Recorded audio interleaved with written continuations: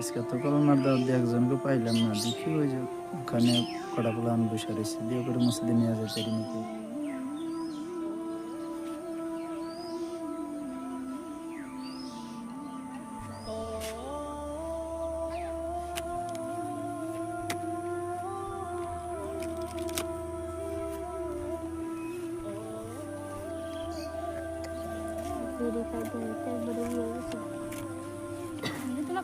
আসসালামু আলাইকুম ওয়া রাহমাতুল্লাহি ওয়া বারাকাতুহু।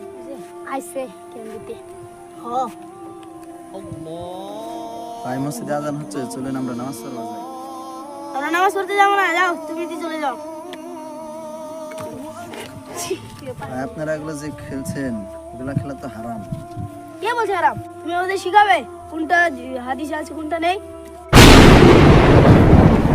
চলেন এগুলা খেলা বাদ দিয়ে আমরা মসজিদে যাই নামাজ আদায় করে আসি। যাও তুমি যাও, আমরা যাবো না। নামাজ পড়ে আসলে বসে বহুত ফায়দা হবো। আল্লাহ বলেছেন 5 ওয়াক্ত নামাজ পড়লে 5টা পুরস্কার দিবেন। পুরস্কার আমাদের লাগবে না, তুমি এই পুরস্কার নেবো, যাও। পুরস্কারের কথা আগে শুনালেন।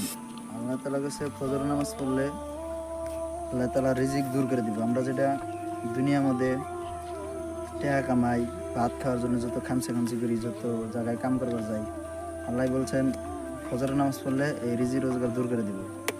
জোহরের নামাজ পড়লে কবরে যেটা আযাব হবে, কবরে মরার পরে যদি আমরা আমল নিয়ে মরতে না পারি, কবরে যাওয়ার পরে কবরের যেটা মাটি আছে দুই পাশের থেকে চাপা দেয়া, এই খার এম্বুর থেকে এম্বুরে এহারে ঠেকাবে, এই খার এম্বুর থেকে এম্বুরে ঠেকাবে। আর আসরের নামাজ পড়লে বলছেন আল্লাহ ফুল সিরাত, যেটা ফুল সিরাতের রাস্তা 30 বছরকার রাস্তা বিজলি আকারে পার করে দিব। আর মাগরিবের নামাজ পড়লে আমল নামা ডান হাতে দিব, যেটা আমরা যত আমল করব আমল নামা ডান হাতে দিব। আর বাম হাতে দিলে তাহলে জাহান্নামে যাইতে হবে। আর এশার নামাজ পড়লে আল্লাহ তাআলা বিনা হিসাবে আমরা জান্নাত দিব। তাই আমরা জান্নাত কি চাই না? আমাদের এই জান্নাত মান্নাত চাই না। তাহলে ভাই হাসাই মসজিদে যাবেন না? না, যাবো না। তাহলে থাকেন, আমি নামাজ পড়ে আসি। যাও, নামাজ পড়ো, যাও।